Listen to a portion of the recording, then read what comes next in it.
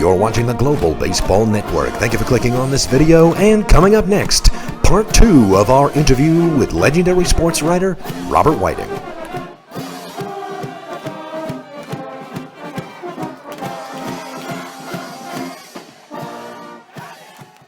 You had mentioned that you moved to New York after all of that with the Yakuza, and you got a job with Time Warner. Is that right?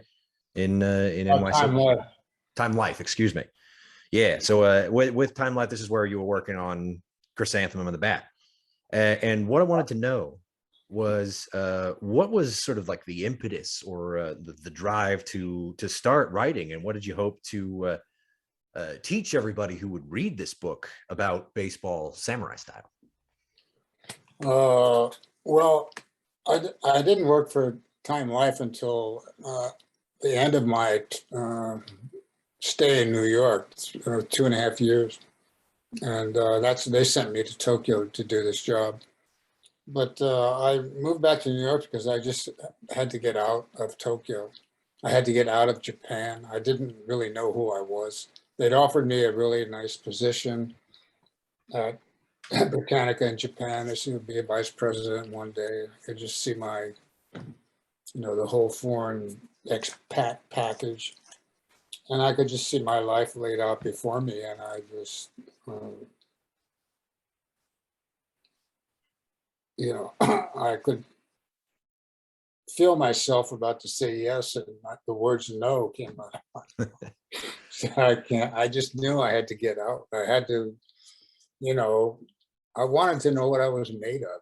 I just didn't know, because you're a foreigner living in Japan, and you're in a special category, and it's really not a test of any of your abilities or what you can do. And the Gaijin pigeonhole, as it were. It was a nice experience. But so I moved back to New York, and I was living on the Upper West Side on 82nd Street, right near Central Park West. And I had a group of friends there, that some people I knew from Tokyo, some of the new ones that I'd made. And the people would ask me about what Japan was like, and I would tell them about the Liberal Democratic Party and the factions and the labor unions. And nobody seemed to be interested. But when I started telling them about baseball, they said, well, they play baseball in Japan. I said, yeah, they've got this guy, Sadahara O, who's, hits on one leg, he stands on one foot like a flamingo. And, he's hit all these home runs. He's hit more home runs than Babe Ruth and Hank Aaron. And I'd say, yeah, he takes batting practice at night when he's on the road in a Japanese inn with the samurai sword. He'll suspend a piece of paper from the ceiling, and he'll, practice slicing it in half, which is difficult to do because the swing of the sword, the air from the force of the swing pushes the paper out of the way. So you have to break your wrist at just the right moment. And by doing this, he developed these really powerful wrists. Yeah. And I'd say, yeah, they turned baseball into a martial art in Japan. Spring training starts January 1st. And, they practice all year. They practice before the game, after the game. They have these self-reflection conferences after each game, which fines are handed out, and people who screw up are called out for special practice the next morning.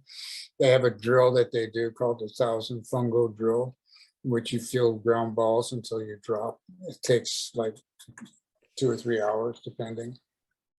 And the purpose of that drill is not fielding, and it's not conditioning. It's just to reach your limits, to wear you out, and try to force you to exceed your limits. And because of that, you become a stronger person mentally. Some players would go and sit in these icy waterfalls, during the off season, as a way of strengthening their spirit. So there was this whole idea of they'd taken it from the old samurai ethic, this idea of endless training, constant training, development of spirit, strengthening spirit, teamwork, self-sacrifice. And it's a philosophy that you can see in other aspects of Japanese life, like the corporations, where you have to work until all hours of your life isn't your own, 7 days a week, you're a company employee. The school system, with this, really intense study all the way up to college. There are no janitors in Japanese schools because the students are expected to do the cleaning themselves as part of their education. It's just, and that's when people said, now that is really interesting. At that point only. Yeah, and then people started pushing me to write a book, and I said, I don't know how to write a book. I don't think I wouldn't know how to go about it. And they kept bugging me and bugging me. Finally, this one guy says, well, I guess you don't have what it takes. The guy who'd been pushing me to do the book. And I said, that did it. I said, okay. And so I made him a bet, $500, that I could have a book finished by the end of the year. Then I went to Barnes and Noble over on Broadway and got a copy of How to Write Nonfiction. Was it helpful? Yes. Structure is everything. And so I did it, and I took it around. I got turned down by 12 publishers in a row in New York. I knew people in the West Side, Upper West Side. There were a lot of people in the publishing business. People my age were junior editors and admin assistants. So I got introductions in the company. I didn't have to send it in blind. And so they looked at it fairly quickly. And they said, Random House was going to take it. They offered me $10,000 advance. And then they came back and the sales force turned it down because there was a recession, blah, blah, blah. So I went to see Sports Illustrated, and there was a young female editor there who read it and says, well, we want to publish one of these chapters here. And I was thinking, well, at least I can get a chapter published out of all this. And then out of the blue, she says, I know you're having a hard time finding a publisher. So why don't you go see this guy, this guy named Peter Weed at Dodd and Mead. And, tell him that, we at Sports Illustrated really like this book and have purchased first serialization rights. That was a Friday. So on Monday, I went to see the guy. I had a contract for the book. Banner weekend. A $2,000 advance, which I used to fly back to Tokyo to go to spring training. And that woman's name was Patricia Ryan, and she went on to become the first female managing editor of People magazine. Oh. Died recently, a couple of years ago, but I never forget that. Yeah, what a kindness. Yeah.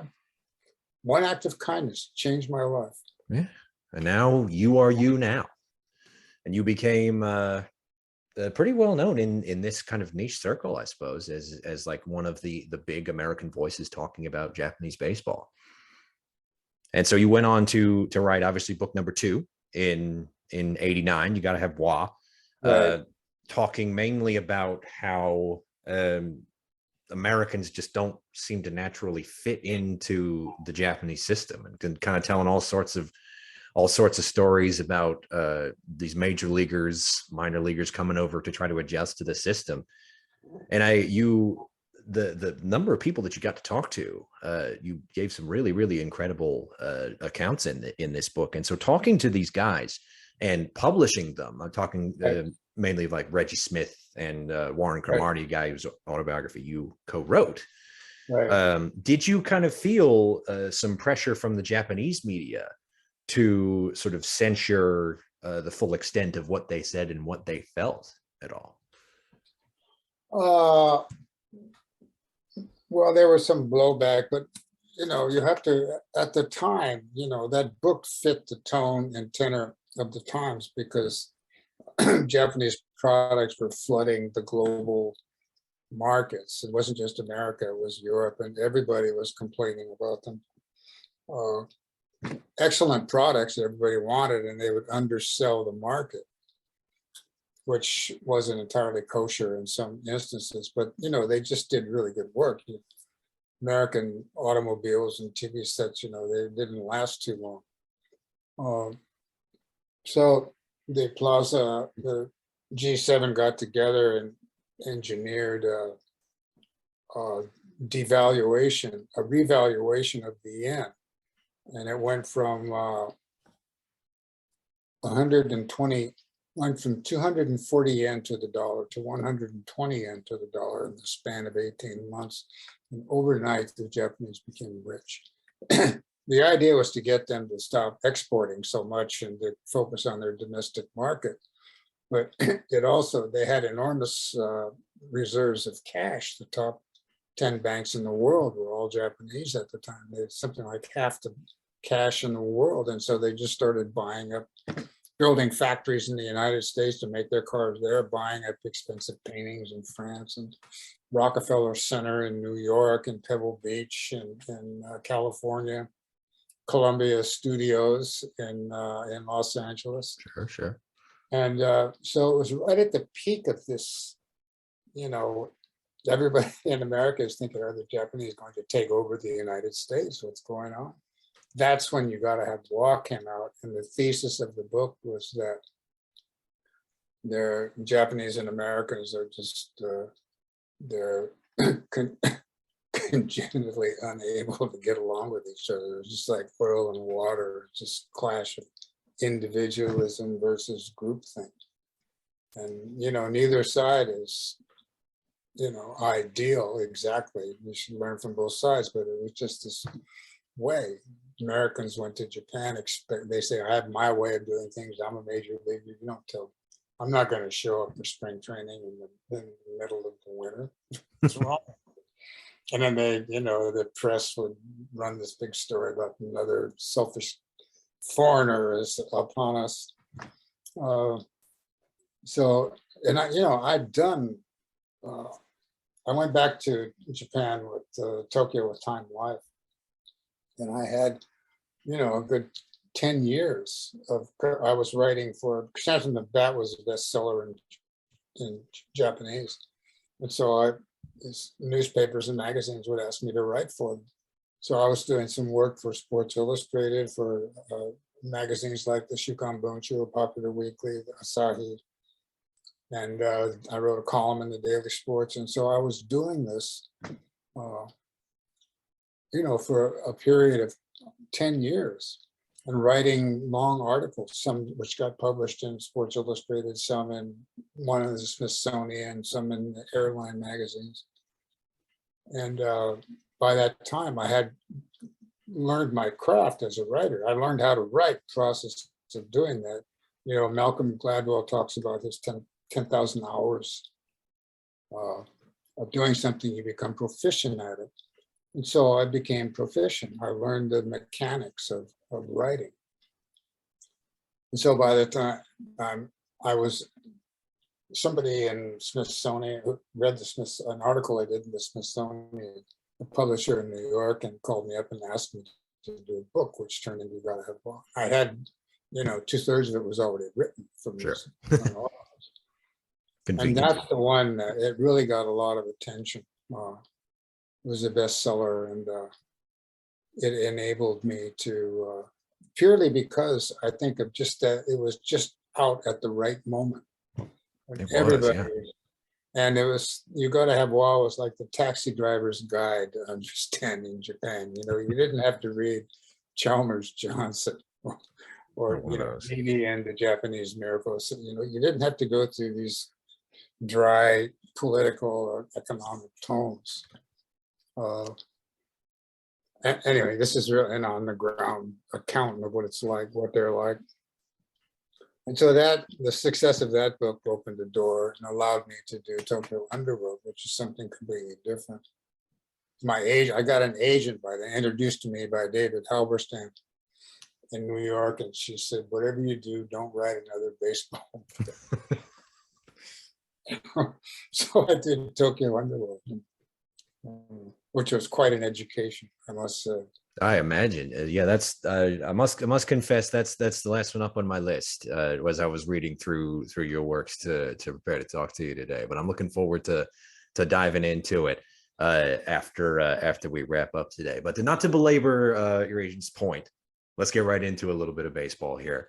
Okay. And one of the things that you talk about in Chrysanthemum the Bat is what seemingly you're alluding to. I'm not sure if you believe this wholly, but like the superiority of Japanese sportscasters in creating sort of the better play-by-play experience for the viewers at home. And so for those who have never really watched a Japanese game before, what makes their approach unique?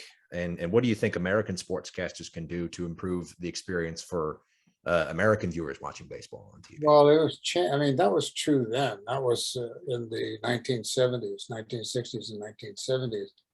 And the American sportscasters at the time, particularly baseball sportscasters, were very leisurely and laconic, and there was a lot of empty airtime. And I mean, the famous example of, when Hank Aaron hit the home run that broke Babe Ruth's record, Vin Scully was doing the play-by-play. They were playing the Dodgers, and he just said nothing. There it goes, home run. And then he just said nothing for the next 30 or 45 seconds, and he just let the roar of the crowd, and he did it, and then he came back on. And so there was this, the idea then was to, just let the people enjoy the game by themselves, enjoy it the way you want to.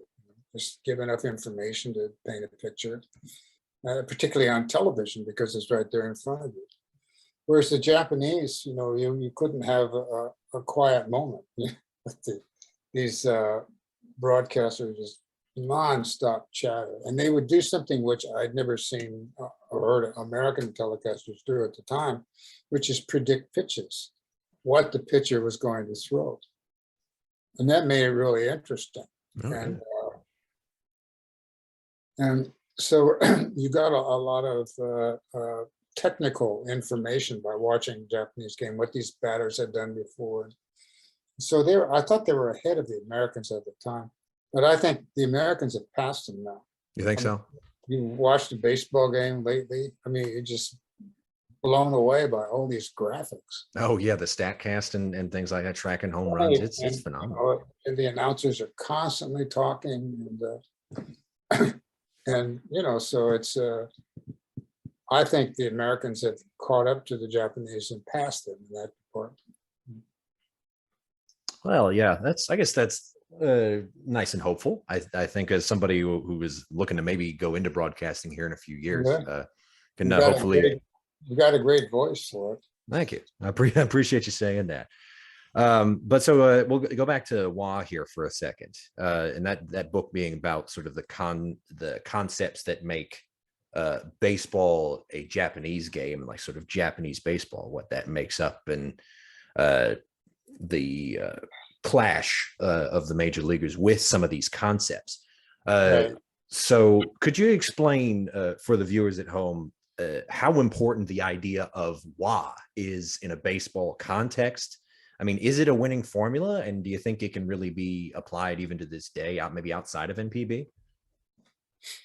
Well, there's not as much talk about money. I mean, it's more than it used to be since, Nomo Ichiro Matsui went to the States. He became, Japanese have become a little infected with the American obsession with money, materialism. But, I think in general, Japanese professional players over the years they played baseball not for the money, but for something else, for the team, for the fans. And there's maybe deep down inside, all they want is the money, but they've got to say it. They're not really that interested. Whereas you can have in the big league somebody like Tommy Pham said the other day, so I got to get my numbers, man. That's all I care about. And there's less of an obsession with being paid the amount you're thinking about, because there's an awareness that other people on the team aren't making as much, and maybe you're a better player. But in Japan, the group is all important. So this cohesiveness is the most important thing. That's why even the big superstars on the team, they'll show up for voluntary training. Spring camp starts at February 1st in Japan. It's all day, dusk to dawn, and workouts at the hotel. But before that, all the players are expected to show up for voluntary training. They meet somewhere, and because the team contract is from February 1st to November 30th, but everybody has to show up for voluntary training. You've got to show that you care about the team. There's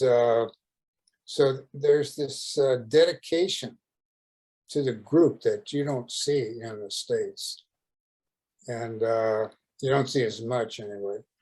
And another thing is there are like 2 or 3 times more sacrifice bunts per game in Japan than there are in the States. You don't hardly ever see anybody sacrifice bunt in Major League Baseball, but in Japan you see it quite a bit.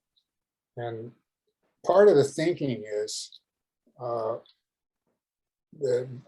batter doesn't want to fail.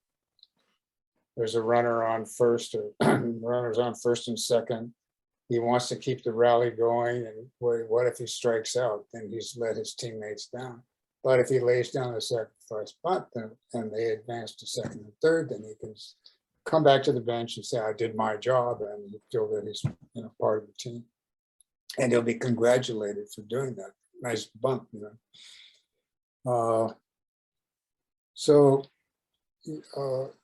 it's changed over the years. Pitchers used to throw on 2 or 3 days of rest.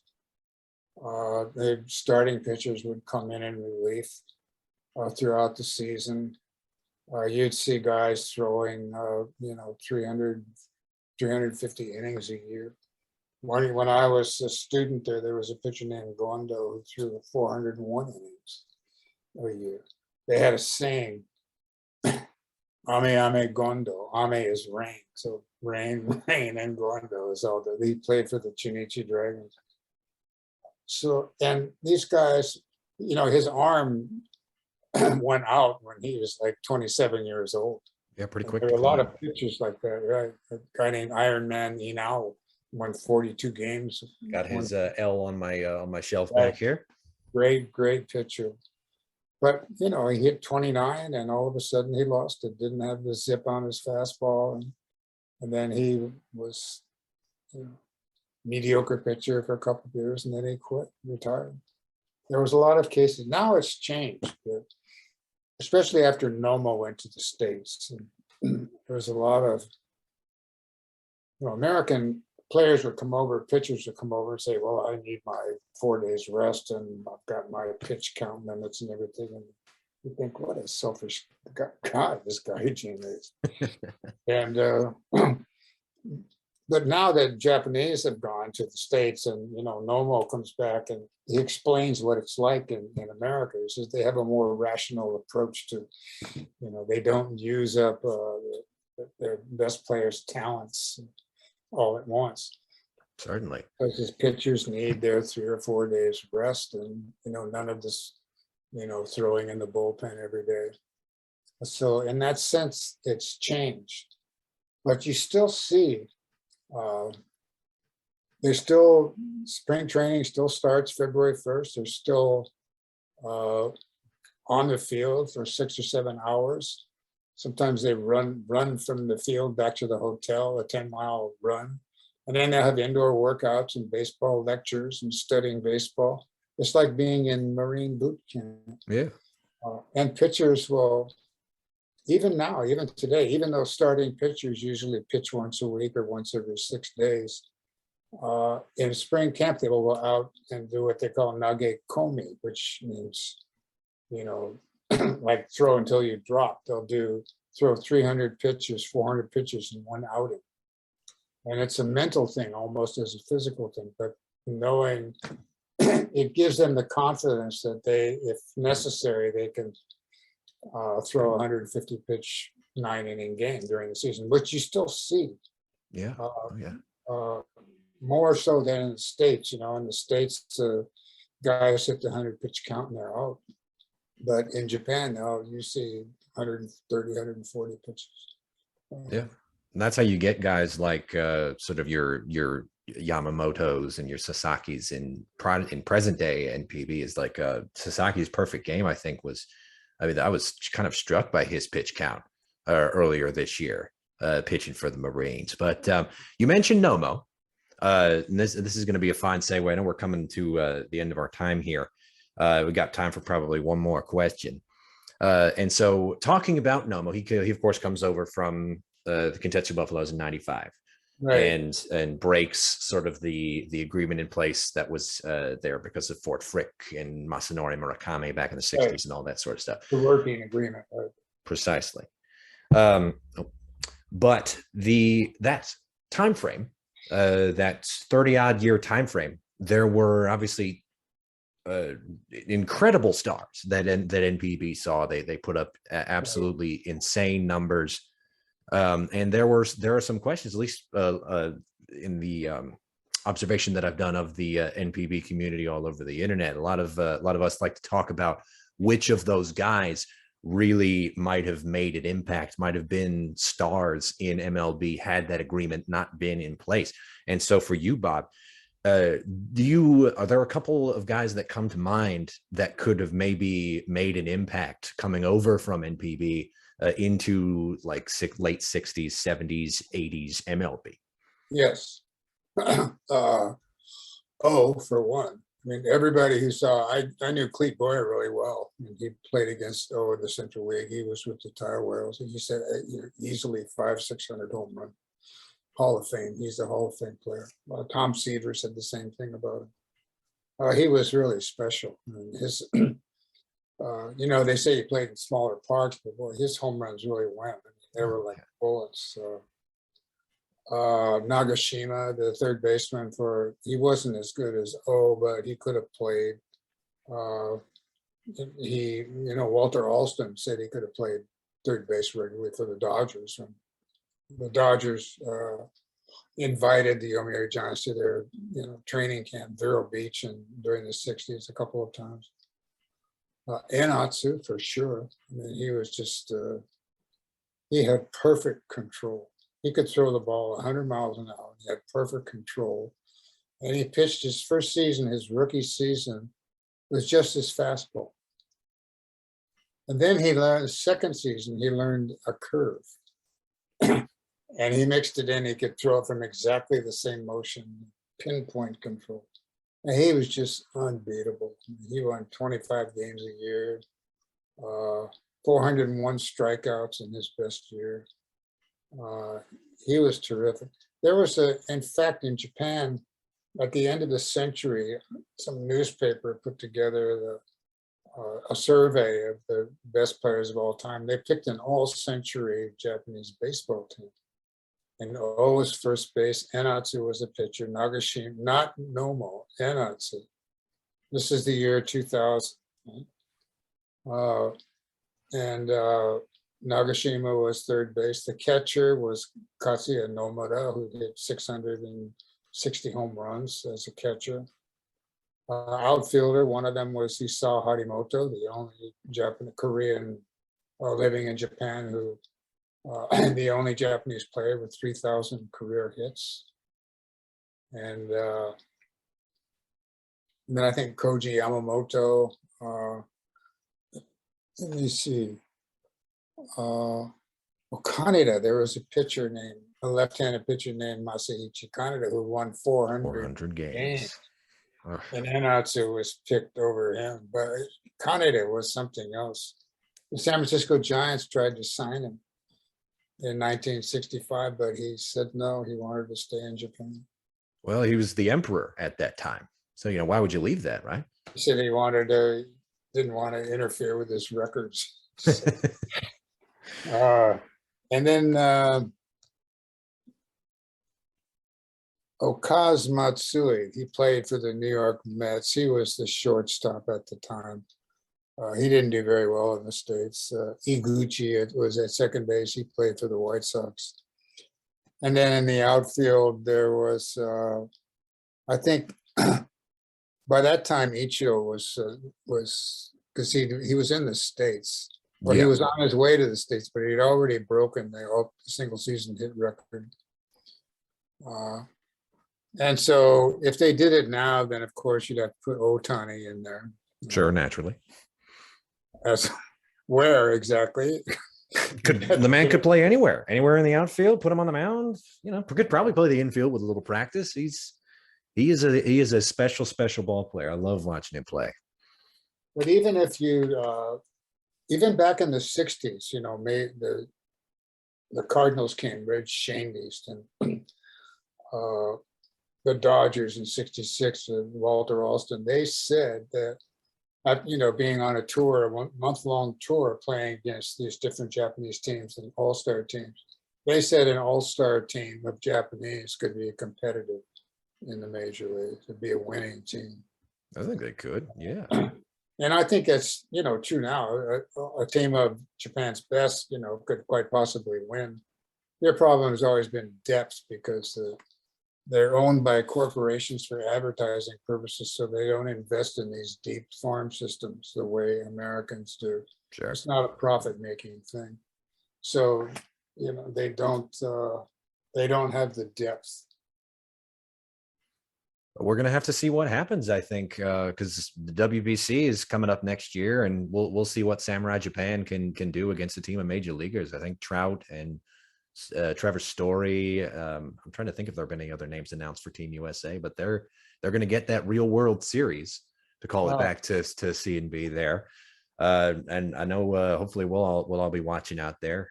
We saw Samurai Japan dominate in the Olympics. I mean, they went up against American farm players naturally, but they were, I thought, quite impressive. Otani yeah, play for Japan. He said he's going to play for the WBC for Team Japan. Splendid. Yes, It's going to be pretty fun to watch. Well, Bob Whiting, it has been a pleasure to speak with you. Obviously, I was plugging Tokyo Junkie here at the top of the show, but I also want to draw your attention, viewers at home, to the video description box, Mr. Whiting's Substack page, where he writes regularly on the goings-on of baseball in Japan and Japan in general, I'm given to understand, right? yes. Please be sure to go check that out. And Bob, would you like to leave us with anything? No, it's just been really fun talking to you. I'm glad you asked me. It's been a lot of enjoyable afternoon. Well, good, man. Enjoy your time back stateside. Keep doing what you're doing. Hopefully, this will have encouraged at least the viewers at home to check out what are some of the most important works with regard to what we do here at the Global Baseball Network, trying to turn baseball into a world game. So again, it really has been a pleasure to speak with you. And we're just going to cut to me doing the outro, I think. But Bob, take care, and we'll speak soon. Thank you for watching this special program here on the Global Baseball Network. Please do like and share this video if you enjoyed it and you know somebody who would enjoy it right along with you. And be sure to hit the subscribe button and the bell icon down below the video screen to be notified every time we upload a new video to get you your fix of the world's greatest game. I've been Marshall Emmert. This has been part 2 of our interview with Robert Whiting. Thank you very much for watching. We'll see you in the next one. But for now, that's the game.